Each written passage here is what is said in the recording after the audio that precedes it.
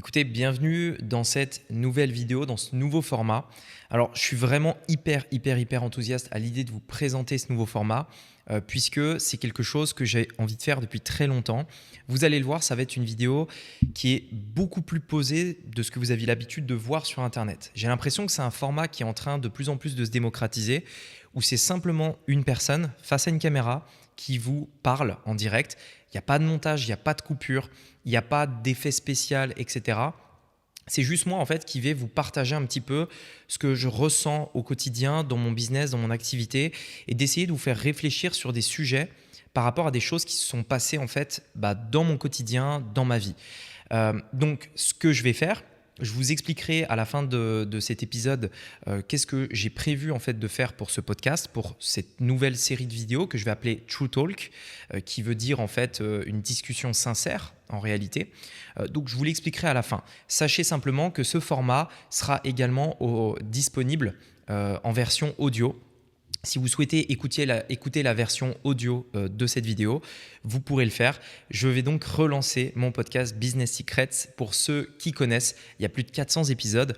Et c'était un petit peu la même chose que ce que je vais faire aujourd'hui, sauf qu'aujourd'hui, je vais également le mettre sur YouTube et je vais filmer ça. Je vais faire des vidéos du podcast Business Secrets. L'objectif, c'est vraiment de vous partager tout un tas de choses dans mon entreprise, dans mon business. Je vais surtout m'adresser en fait à des entrepreneurs aujourd'hui dans ce genre de format. Alors aujourd'hui, je voulais répondre à la question de est-ce que vous êtes réellement là où vous devriez être. Je vais essayer de m'expliquer et de vous expliquer pour quelles raisons j'ai nommé ce podcast ainsi. En fait, il y a une personne de mon équipe qui a décidé de quitter l'équipe cette semaine, donc c'est très récent.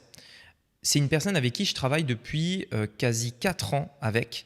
Voilà, il a décidé de quitter l'équipe, notamment pour se lancer dans des projets perso. Donc, on est en très bons termes, il n'y a aucun problème par rapport à ça. Mais il a décidé de quitter l'équipe suite à une série de questions que je lui ai envoyées. Et ces séries de questions, en fait, quand je lui ai envoyé, c'était un vendredi. Et il a réfléchi en fait tout le week-end avant de me donner la décision. Alors d'ailleurs, pour ceux peut-être qui ont travaillé avec moi, qui ont été en contact, cette personne c'est Pierre, donc peut-être que vous le reconnaîtrez. Et Pierre en fait faisait partie de mon équipe de closer et en fait il a décidé tout simplement de quitter l'équipe pour se lancer dans son propre projet. Donc, il y a beaucoup de personnes avec qui je travaille au quotidien, donc nos membres de la formation, qui en fait ont été en contact avec Pierre. Donc, si peut-être c'est vous, au moins vous aurez des nouvelles de ça. Donc, en fait, ce qui s'est passé, c'est que j'ai envoyé une série de questions à Pierre et aux autres membres de l'équipe. Je vais vous expliquer également pourquoi je l'ai fait, parce que ça peut vous être utile à vous aussi si un jour vous voulez avoir une équipe. Je voudrais vous expliquer un petit peu comment je gère une équipe. Pour quelles raisons je leur pose ces questions-là, c'est vraiment hyper important. Mais ces questions-là, je les ai envoyées le vendredi et il y a réfléchi tout le week-end parce qu'en fait, on a fait un point ensemble le lundi matin en visioconférence, donc sur Zoom. Il m'a dit « Rémi, j'aimerais répondre à tes questions, etc. J'ai beaucoup réfléchi tout le week-end. Est-ce que tu es d'accord pour qu'on fasse une visio, etc. » Je lui ai dit « Pas de problème, etc. » On s'est mis en visio. Et donc là, il m'a dit que justement, il avait énormément réfléchi, qu'il souhaitait arrêter le closing, qu'il souhaitait quitter l'équipe, se lancer dans ses propres projets. En partie parce que les questions que je lui avais envoyées lui avaient fait énormément réfléchir. Il m'a montré, en fait, il avait pris une feuille et sur cette feuille, en fait, il avait noté avec un stylo, elle était remplie, la feuille A4 remplie, notée au stylo, il avait fait des calculs, etc. Et ça l'a vraiment perturbé. En fait, je pense que ça l'a, dans le bon sens du terme, c'est-à-dire que ça lui a permis de se poser et de réfléchir sur des choses qui peut-être y faisaient traîner, peut-être, et qui lui ont fait prendre cette décision d'arrêter. Aujourd'hui, en fait, je vous parle de ça parce que, premièrement, pour moi, ça a été quelque chose de nouveau de voir quelqu'un de l'équipe qui quitte l'équipe parce que j'ai déjà viré des personnes de l'équipe. Non pas parce que je suis un tyran, mais parce que, en fait, tu attends du travail, le travail n'est pas ce que tu attends, donc du coup, on ne peut pas travailler ensemble. Donc, tu quittes l'équipe. Donc, c'est arrivé plusieurs fois.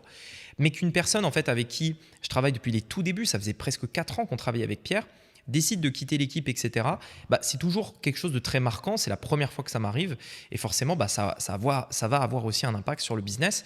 Donc, je vous explique, je vais vous partager dans ce format aussi toutes les choses qui m'arrivent au quotidien. Je pense que c'est des choses qui peuvent inspirer et qui peuvent aussi vous montrer comment ça se passe réellement à l'intérieur d'un business. Donc, avant de vous dévoiler en fait ces questions que je lui ai envoyées et qui ont pour objectif de faire une introspection de vous-même afin de savoir si vous, aujourd'hui, vous êtes réellement là où vous devriez être. C'est-à-dire que quand j'ai posé ces questions à Pierre, immédiatement, il a dû se dire « je pense que je suis plus au bon endroit, il faut que je change ». Donc l'objectif de ces questions, c'est vraiment ça. Et c'est d'ailleurs l'objectif que je voulais qu'elles aient. Je voulais que les personnes de mon équipe se posent ces questions pour qu'ils puissent se dire « est-ce que oui ou non, je suis au bon endroit ? Est-ce que je devrais changer ? Est-ce que je dois continuer dans ça ? Etc. » Donc je vais vous les partager. Mais juste avant ça, en fait, j'aimerais vous expliquer pour quelles raisons j'en suis arrivé à poser ces questions-là. Parce que je ne me suis pas levé un matin en me disant « tiens, je vais leur envoyer des questions, etc. » Il y a eu une autre raison avant ça, un déclencheur.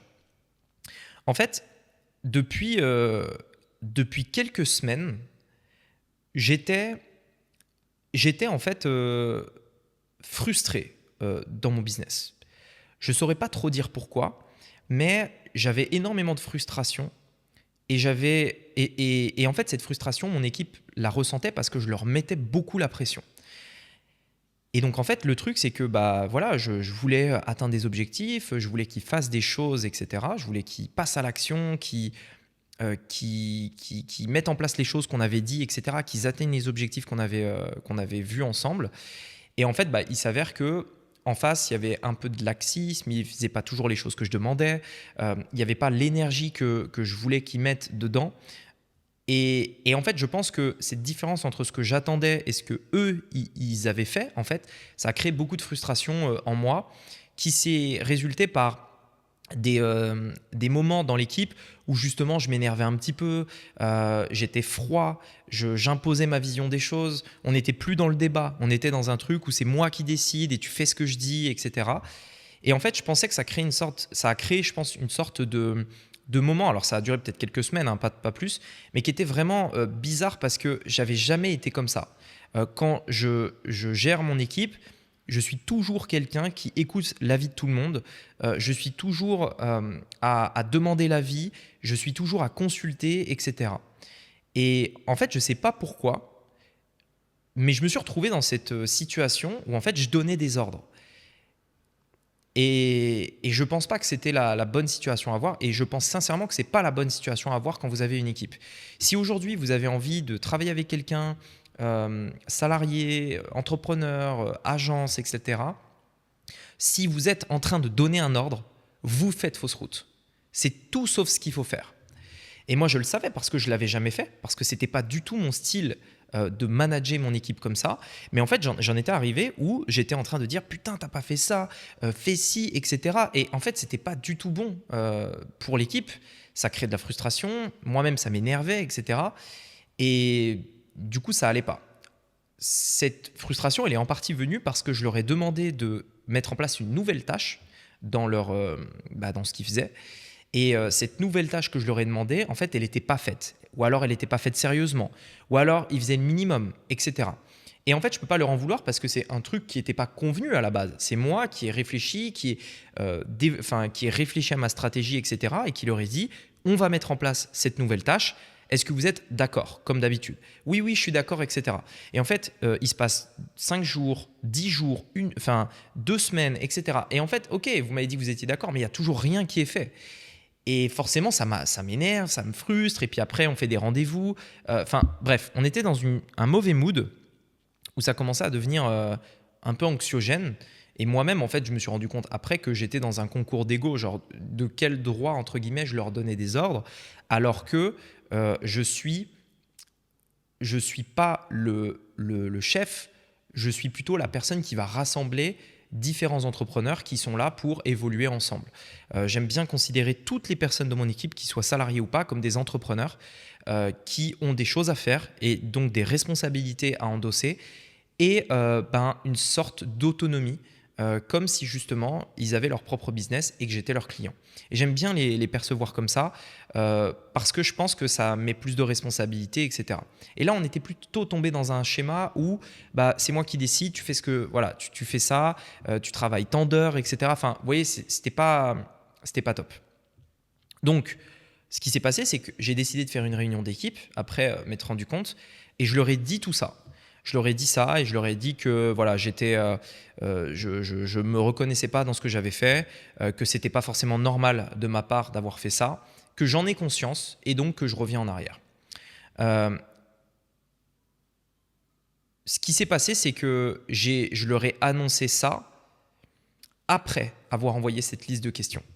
J'ai eu besoin en fait de leur réponse à ces questions-là pour savoir ce que j'allais leur dire au meeting du lundi, après le week-end en l'occurrence.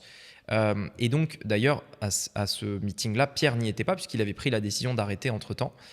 Et du coup, pour les personnes qui ont décidé de continuer, j'ai pu leur dire ce que je pensais, j'ai pu leur dire ça. Et aujourd'hui, l'énergie de l'équipe est beaucoup plus grande parce que j'ai su ravaler mon ego, revenir sur ce que j'avais fait et assumer mes fautes. Donc, j'aimerais aujourd'hui, en fait, donc ça c'était pour vous expliquer pour quelles raisons je leur ai posé ces questions. Je pense qu'à un moment donné, dans la vie d'un entrepreneur, vous allez être confronté au fait de devoir être confronté à l'humain. C'est peut-être le truc le plus dur en fait dans un business, c'est l'humain, c'est-à-dire l'humain de par les clients que vous allez avoir. Il faut gérer les égos, il faut gérer la responsabilité, la manque de prise de responsabilité de la part des clients que vous allez avoir, etc. Mais aussi de vos équipes, c'est-à-dire les personnes avec qui vous allez travailler, que ce soit des agences, donc vous êtes client de cette agence, que ce soit des gens dans votre équipe, que ce soit des salariés, bref, l'humain c'est vraiment le truc le plus difficile à gérer parce que c'est pas une science. Il n'y a pas de, même si bien sûr il y a des méthodes, etc. Pour moi c'est plus sur vous qu'il faut travailler. C'est-à-dire si aujourd'hui vous avez une équipe qui n'est pas performante, c'est que probablement vous êtes un mauvais manager. Si vous avez des personnes qui n'atteignent pas les résultats que vous voulez leur faire atteindre, c'est que vous êtes un mauvais manager tout simplement. C'est vous, vous êtes responsable de ce qui vous arrive. Et donc moi, j'avais commencé inconsciemment en fait à changer ça.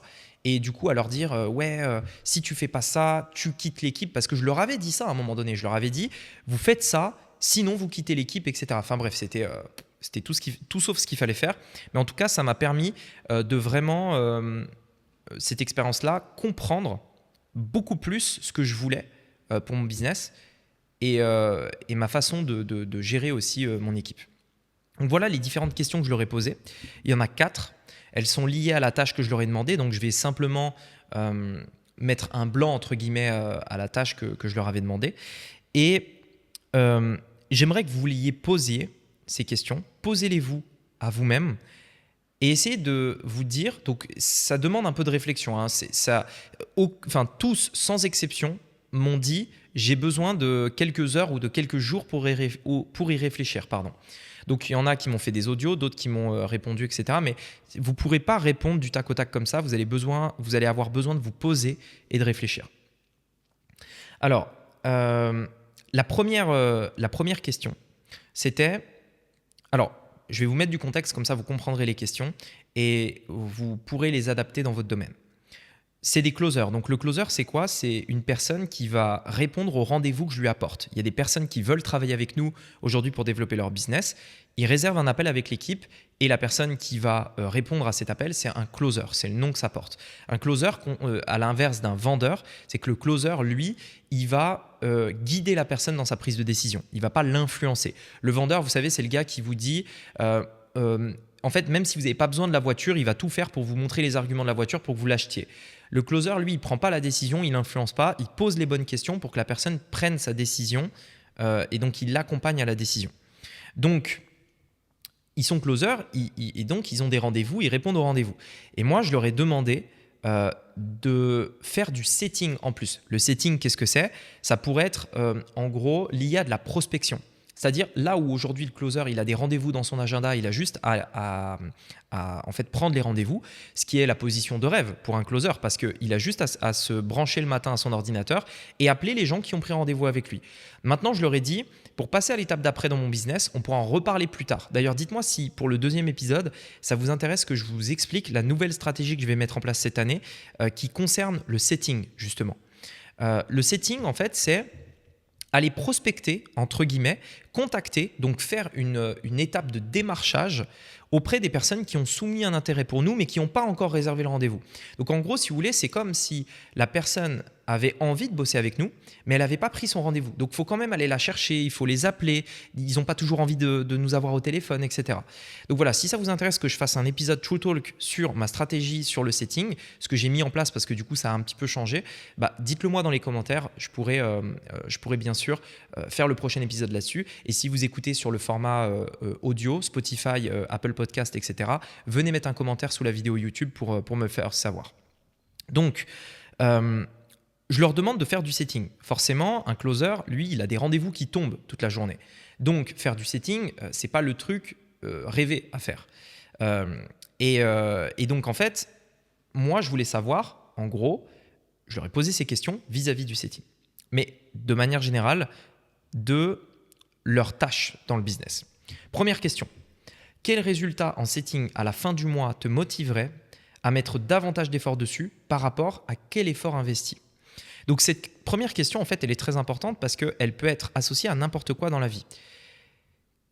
Quand vous vous lancez dans quelque chose, quand vous vous lancez dans un domaine, dans un business, dans une tâche, etc., posez-vous la question, par rapport à l'effort que tu vas y mettre, par rapport à l'effort que tu vas investir, qu'est-ce qui te motiverait comme résultat à la fin? Pourquoi je leur ai posé cette question? Parce qu'en fait, ce qui s'est passé, c'est que quand j'ai vu que le setting que je leur avais demandé de faire, il n'était pas fait, j'ai discuté avec un autre membre de l'équipe qui s'appelle Kylian. Et ça montre à quel point c'est hyper important si aujourd'hui vous avez des équipes de discuter avec. Vous devez être ouvert à la discussion, toujours avoir un moment pour en parler avec eux. Je discute avec Kylian et en fait, Kylian me fait penser à un truc que je n'avais pas pensé. Il me dit, mais vous savez, aujourd'hui, donc un closer, il a des rendez-vous. Et ils ont un certain nombre de rendez-vous.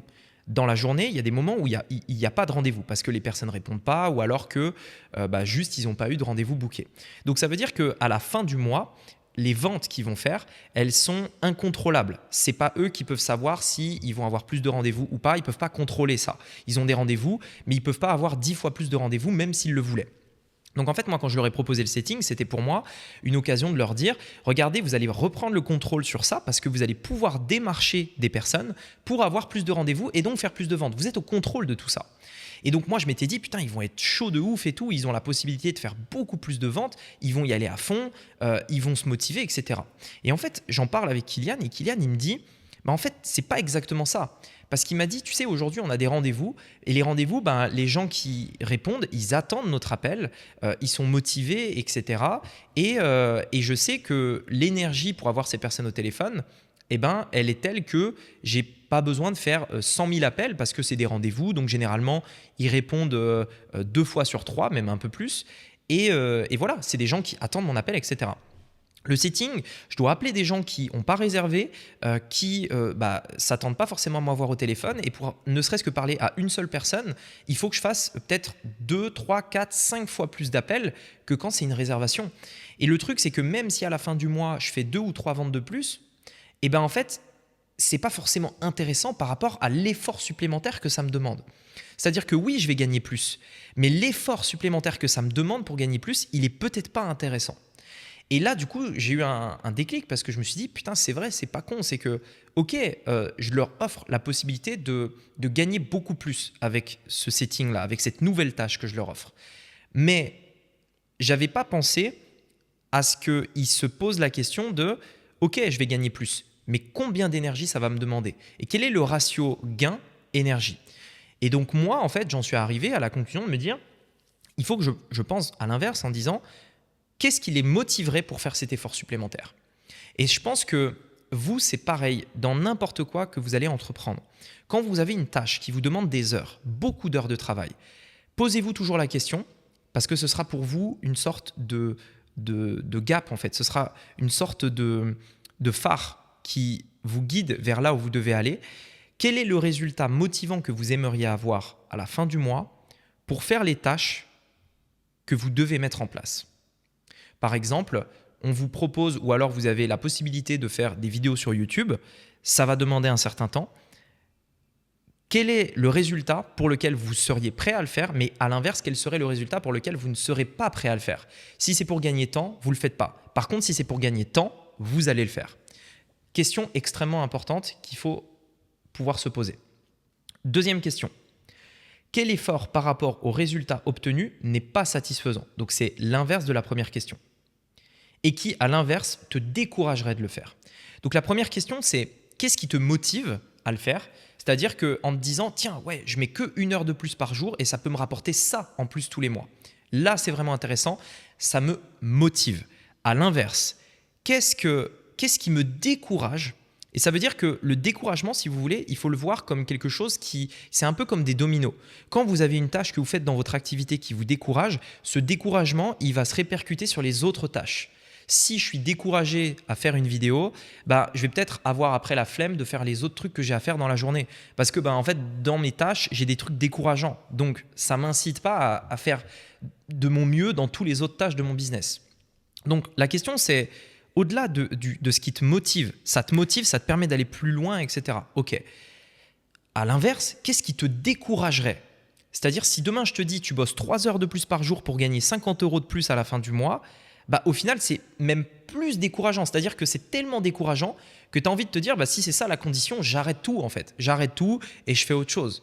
Donc, dites-vous bien aujourd'hui, et je pense que c'est très important de se poser cette question-là dans tous les projets qu'on va avoir dans notre vie, qu'est-ce qui est décourageant? Quelle tâche nous décourage plus qu'autre chose? Et du coup, ce découragement impacte tout le reste dans notre vie. Troisième question, il y a 4 questions. Troisième question.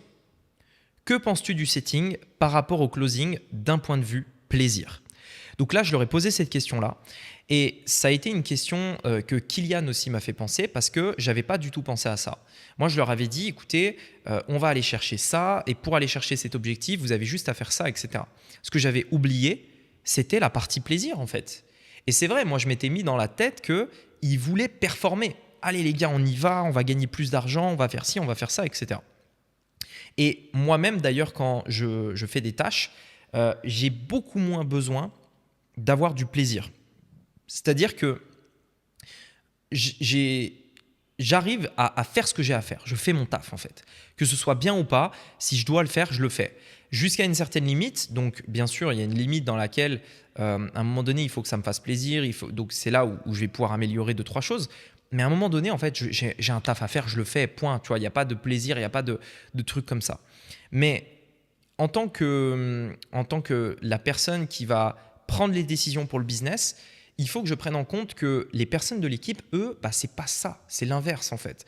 Eux, ils veulent prendre du plaisir. Et c'est vrai que j'ai toujours fait ça d'ailleurs dans mon équipe parce que j'ai toujours mis le plaisir des tâches en priorité.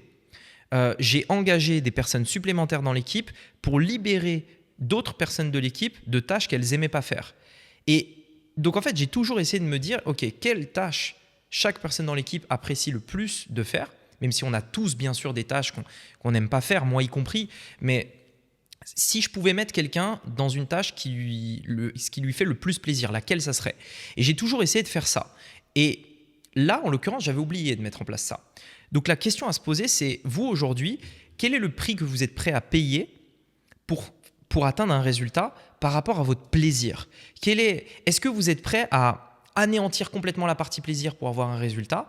Ou alors, est-ce que pour vous, le plaisir est hyper important? Et dans ce cas-là, qu'est-ce que vous êtes prêt à faire? Et qu'est-ce que vous préférez faire? Qu'est-ce qui vous fait plaisir dans votre business?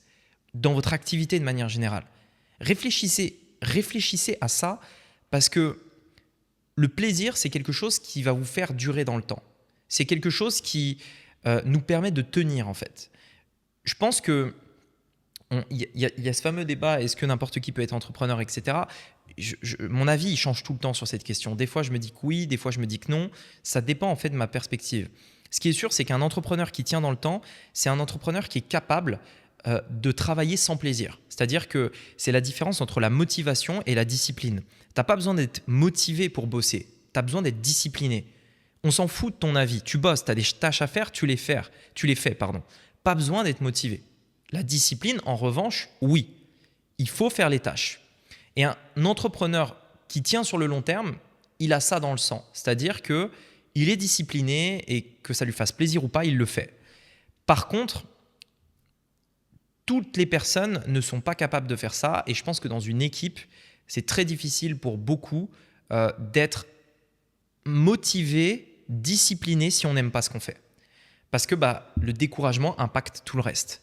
Donc, c'est très important de vous dire à vous aussi, est-ce que il y a des tâches dans lesquelles vous prenez le plus de plaisir et est-ce que ce n'est pas possible de mettre plus de ces tâches et de supprimer moins de celles qui vous font le moins plaisir? Et enfin, la dernière question qui pour moi est la plus importante. As-tu déjà pensé à ton taux horaire dans le closing? Temps passé à faire du closing par rapport à ce que ça te rapporte à la fin du mois. Si oui, quel est le taux horaire minimum acceptable selon toi pour le setting? Sinon, peux-tu le calculer et répondre à la deuxième question? Donc, cette question, elle était très importante parce que je pense que beaucoup ne réalisent pas aujourd'hui quel est leur taux horaire et donc à quel point en fait ils sont capables d'aller pour faire une nouvelle tâche qui pourrait leur apporter un résultat futur. Je m'explique. Aujourd'hui, vous avez un taux horaire, c'est certain. Vous ne l'avez peut-être pas calculé, mais vous l'avez.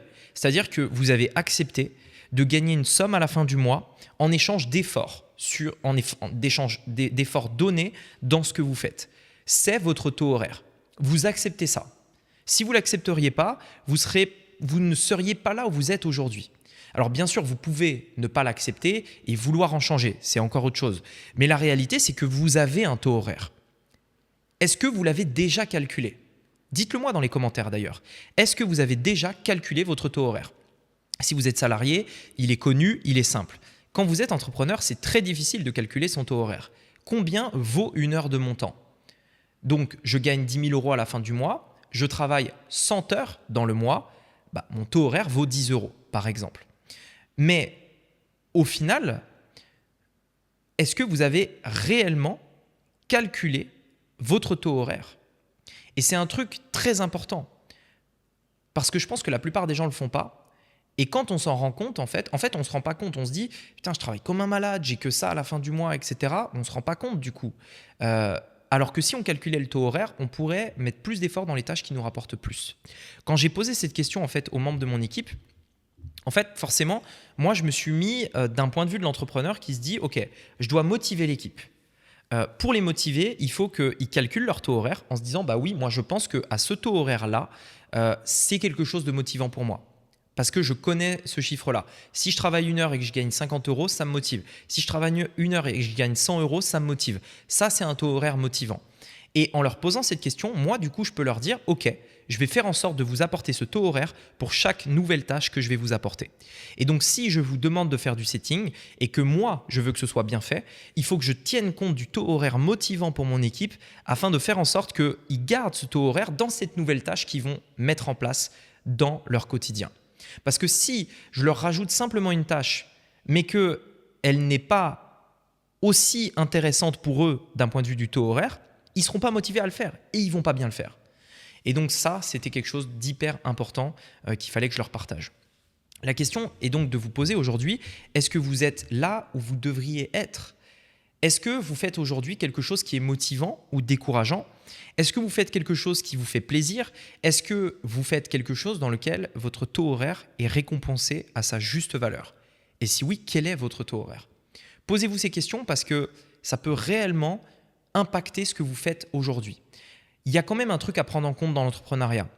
Il ne faut pas le confondre avec le salariat où vous avez ce qu'on appelle une instant gratification, c'est-à-dire vous êtes récompensé instantanément. Vous faites 1 heure, vous êtes payé 1 heure. Voilà. Dans l'entrepreneuriat, il y a un effet de décalage. Lorsque vous allez bosser 1 heure, cette heure, elle sera probablement récompensée 6 mois, 1 an, 2 ans plus tard. Il y a un décalage.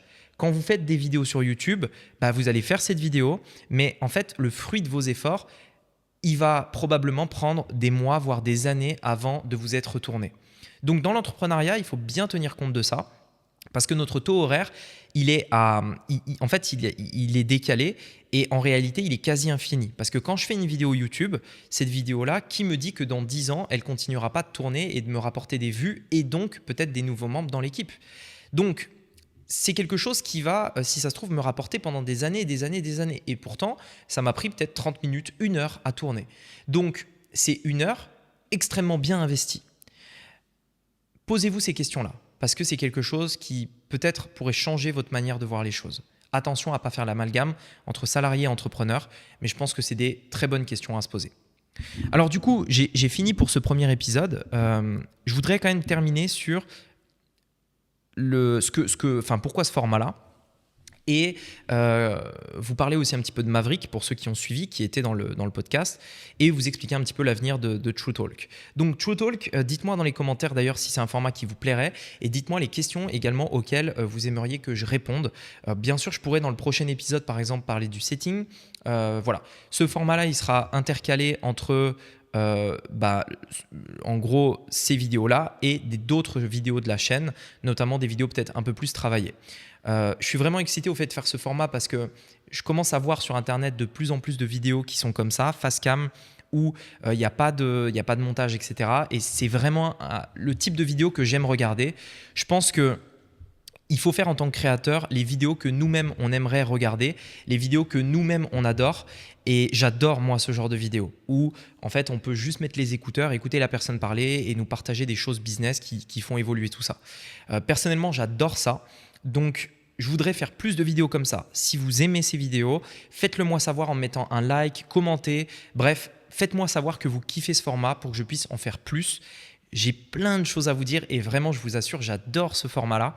Donc, si je peux en faire plus, c'est avec grand plaisir que je le ferai. Je vais aussi profiter de ce premier épisode, donc cette première parenthèse, pour vous parler de Maverick. Qu'est-ce qui va se passer avec Maverick ? J'ai reçu plein de messages de personnes qui m'ont dit « Mais putain, qu'est-ce qui s'est passé là, Maverick ? Il y a plus d'épisodes depuis plusieurs mois. On n'a pas été au courant. Il y a eu 0 annonce, etc. » Enfin voilà, qu'est-ce qui s'est passé ? Donc Maverick, pour ceux qui ne savent pas, c'est le podcast que j'ai lancé avec un ami ici à Maurice, Lionel. Et pour l'histoire un petit peu du podcast, j'étais tout seul à la base quand j'ai voulu développer un podcast. Au début, j'étais tout seul, mais avec Joe. C'est-à-dire qu'avec Geoffrey, un membre de l'équipe, on a commencé à faire le podcast à deux parce que j'avais plein de choses à dire et que je voulais utiliser des sujets comme ça pour faire le podcast. Et en fait, je me suis rendu compte qu'il manquait un peu de répondants parce que Joe, il avait peut-être moins d'expérience dans le business en ligne à l'époque, moins de répartie, moins d'expérience avec les vidéos, la caméra, les interviews, ce genre de choses. Et donc, je me suis dit, c'est un peu compliqué parce que je n'arrive pas en fait à aller au cœur de mes idées. Et un jour, on a fait venir Lionel dans un podcast et là, j'ai vu que j'arrivais vraiment en fait à me libérer, à avoir plein d'idées. C'est vraiment là où j'apportais un maximum de valeur. Et donc, du coup, Lionel est venu dans le podcast et j'ai eu un déclic et je me suis dit, tiens, il faut que je fasse évoluer le podcast et que je lui demande de faire un podcast ensemble et qu'on fasse le podcast à deux. C'est comme ça que Maverick est né et que le podcast s'est lancé à deux. Le problème, en fait, c'est que plus on a avancé dans le podcast, plus, en fait, il y avait une sorte de frustration parce que l'énergie mise dans le podcast n'était pas la même des deux parties. En tout cas, c'est vraiment ce que j'ai ressenti, c'est-à-dire que de notre côté, on mettait vraiment beaucoup d'efforts, vous savez, à prendre les caméras. Enfin, c'est quand même beaucoup de travail, le podcast, que ce soit en termes de montage, que ce soit en termes de tournage, que ce soit en termes de lieu également, ou même en termes d'invités, et même en termes d'idées. Donc, c'est beaucoup de choses pour arriver à une vidéo qui va durer 2 heures, mais il y a beaucoup de travail en amont, il y a beaucoup de travail de préparation, il y a beaucoup de travail après l'enregistrement. Et tout ça, c'était énormément de travail. Et en fait, quand j'avais demandé à Lionel de m'aider, au début, il n'y avait pas de problème parce que moi, je savais qu'il n'avait pas forcément tout le background qu'on avait nous dans notre podcast, dans l'audiovisuel, enfin dans le montage, etc. Donc, et puis en plus, on avait toutes les équipes.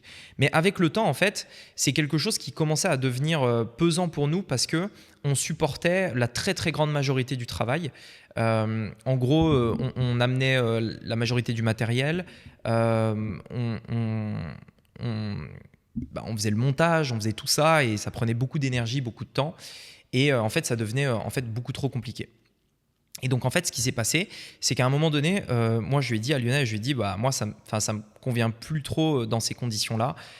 Soit en gros on arrête le podcast, soit du coup tu le reprends entièrement. C'est toi qui gères, c'est ton podcast. Enfin, c'est ton podcast, tu décides des trucs, etc. Mais moi je veux plus mettre autant d'énergie parce qu'en fait, je pense que si l'énergie, l'implication, ce genre de trucs, ça avait été pareil des deux côtés, je pense que j'y serais allé à fond. C'est-à-dire, en fait, je pense que j'aurais eu envie d'être autant motivé par lui que lui par moi. C'est-à-dire avoir autant d'énergie, d'avoir des idées, de faire des vraies propositions, de se mettre dedans, etc. Mais j'avais un peu l'impression de pousser un peu ce podcast, de toujours limite il fallait le pousser en fait. C'était pas naturel, c'était pas fluide. Il fallait vraiment que je motive les équipes, etc. Il fallait régulièrement que je dise souvenez-vous, c'est à cette heure-là qu'il faut poster. Souvenez-vous, on a un podcast cette semaine, etc. Et en fait, il fallait toujours que je fasse ça. J'avais un peu l'impression d'être seul dans ce projet et de pousser tous les autres. Et donc, ce truc-là me plaisait plus. En fait, c'est pas ce que j'avais imaginé, quoi. Donc, du coup, c'est pas ce que je voulais faire. Et donc en fait, j'ai proposé à Lionel de reprendre le truc. Il m'avait dit qu'il voulait le reprendre, etc. Et en fait, ce qui s'est passé, c'est qu'à ce moment-là, il est parti en voyage, je crois 1 mois et demi, quelque chose comme ça. Et c'est là après qu'on s'est retrouvé à Dubaï. Et il est parti en voyage. Et en fait, depuis, du coup, il s'était rien forcément passé. Moi, j'avais pas envie de reprendre le truc. J'avais pas envie de refaire les trucs, etc. Je voulais voir aussi lui, comment il allait faire pour gérer toute cette partie-là, parce qu'il voulait vraiment le faire.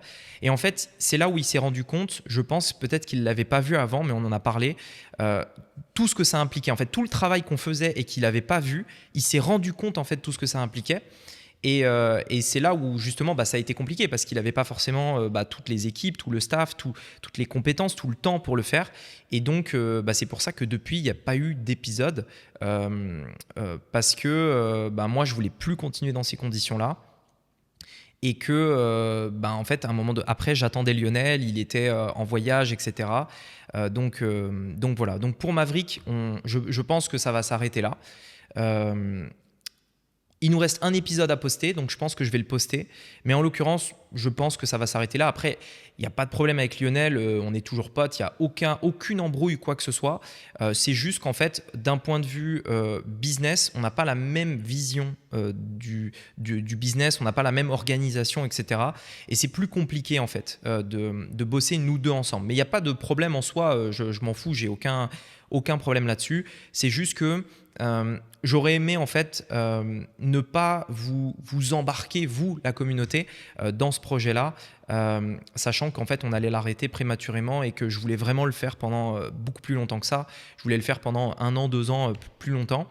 Donc voilà, c'est pour ça que aussi aujourd'hui, je voudrais reprendre un format dans lequel je vais avoir plus de contrôle, dans lequel je suis seul, dans lequel je vais pouvoir vous parler comme ça et vous partager un petit peu mes idées. Je pense que je me réserve aussi le fait de temps en temps faire venir des personnes pour débattre, des amis, de faire venir Joe aussi qui pourrait venir parler de différents sujets. Mais en tout cas, ce sera un format True Talk sans montage dans lequel je pourrais vraiment m'exprimer et vous dire vraiment les choses que je ressens par rapport à tout ça. Donc, on va voir pour le prochain épisode qu'il faudra poster. On le postera soit sur ma chaîne, soit sur la chaîne de Maverick, on verra. Et puis voilà, c'est sans regret, on avance. C'était quand même une super aventure ce podcast Maverick. Je sais qu'il y en a beaucoup d'entre vous qui ont kiffé. Mais malheureusement, en fait, c'est un projet qui va devoir s'arrêter. Et c'est pas grave, il y en aura d'autres, il y aura plein de sujets. Et de toute façon, je vais développer ma chaîne, je vais me concentrer sur mon YouTube et on avance. En tout cas, je suis ultra content de vous amener ce nouveau format. N'oubliez pas, il est aussi dispo en format podcast sur Apple Podcast, Spotify, Deezer, Google Podcast, toutes les plateformes audio, vous l'aurez. Je vous mettrai le lien dans la description. Ce sera sur Business Secrets, donc le podcast que j'avais il y a quelques années. Voilà, écoutez, je vous dis à très vite. Portez-vous bien. Ciao.